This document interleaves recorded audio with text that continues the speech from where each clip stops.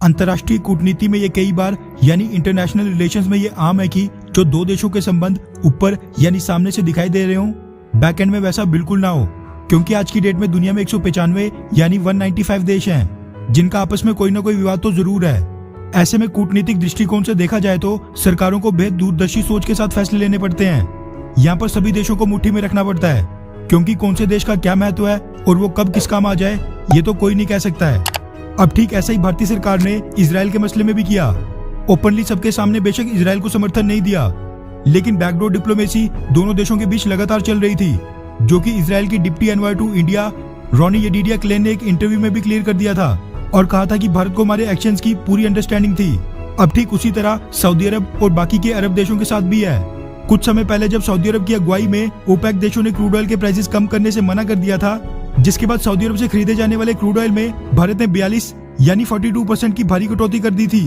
उन दिनों तो ऐसा लग रहा था कि अब भारत के सऊदी अरब और बाकी अरब देशों के साथ संबंध बिल्कुल खराब हो जाएंगे, क्योंकि ये सारी ऑयल बेस्ड इकोनॉमीज हैं। लेकिन जिस तरह भारत इस पूरे इजराइल फलस्तीन मसले में न्यूट्रल रहा, उससे ये पूरी तरह साफ हो जाता है कि अभी भी सऊदी अरब और बाकी के अरब देशों के साथ हमारे संबंधों का बहुत ही ज्यादा महत्व है।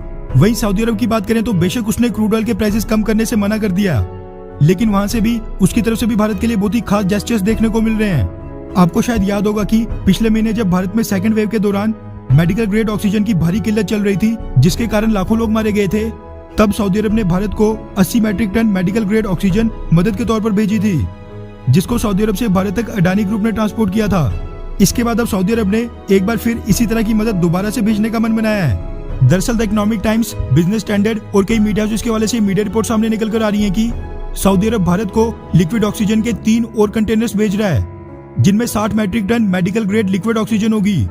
इसी के साथ रिपोर्ट्स ये निकल कर आ रही हैं कि ये मदद डायरेक्टली भारत की आर्थिक राजधानी मुंबई भेजी जाएगी, जो कि 6 जून को वहां पर पहुंचेगी। इस चीज की जानकारी भारत के ऑयल मिनिस्टर धर्मेंद्र प्रधान ने ट्वीट करके दी, जो कि सऊदी अरब और ओपेक देशों के लगातार कांटेक्ट में रहते हैं। इसी के साथ उन्होंने ये भी बताया कि आने वाले कुछ महीनों के अंदर अंदर सऊदी अरब भारत को 100 ISO कंटेनर्स भी सप्लाई करेगा, जिनका इस्तेमाल मेडिकल ग्रेड ऑक्सीजन को एक जगह से दूसरी जगह ट्रांसपोर्ट करने में किया जाता है। अब ये भारत के लिए बहुत ही बड़ी राहत की खबर है, क्योंकि भारतीय सरकार को असली दिक्कत मेडिकल ग्रेड ऑक्सीजन को एक जगह से दूसरी जगह ट्रांसपोर्ट करने में ही आ रही थी, क्योंकि हमारे पास मेडिकल ग्रेड ऑक्सीजन ट्रांसपोर्ट करने वाले कंटेनर्स की भारी किल्लत थी। अब बेशक ये नहीं पता है कि सऊदी अरब कितने साइज वाले ऑक्सीजन कंटेनर्स भारत को भेजेगा और उनकी क्या डायमेंशंस होंगी, लेकिन अब क्योंकि ये नंबर इतना बड़ा है, यानी 100 ISO कंटेनर्स सऊदी अरब भारत को भेजने वाला है, इसलिए भारत को ये डेफिनेटली बहुत ही बड़ी राहत प्रोवाइड करेंगे, जिसके लिए ऑयल मिनिस्टर धर्मेंद्र प्रधान ने सऊदी अरब के एनर्जी मिनिस्टर प्रिंस अब्दुल अजीज को भी धन्यवाद कहा। वैसे तो अब सेकंड वेव का प्रभाव धीरे धीरे कम हो रहा है, लेकिन भारतीय सरकार के सामने अभी भी सबसे बड़ी चुनौती थर्ड वेव से निपटने की है, जिसके लिए तैयारियां अभी से की जा रही हैं। इसीलिए सऊदी अरब की ये मदद बहुत ही मायने रखती है। वैसे देखा जाए तो ये बात भी सच है कि सऊदी अरब भारत की मदद इसलिए कर रहा है क्योंकि भारत दुनिया का तीसरा सबसे बड़ा क्रूड ऑयल कंज्यूमर है। ऐसे में हम कई बिलियन डॉलर्स का क्रूड ऑयल आज भी सऊदी अरब से खरीदते हैं और कल को भी खरीदा करेंगे। सऊदी अरब की भारत को मदद के पीछे एक ये भी बड़ा कारण है।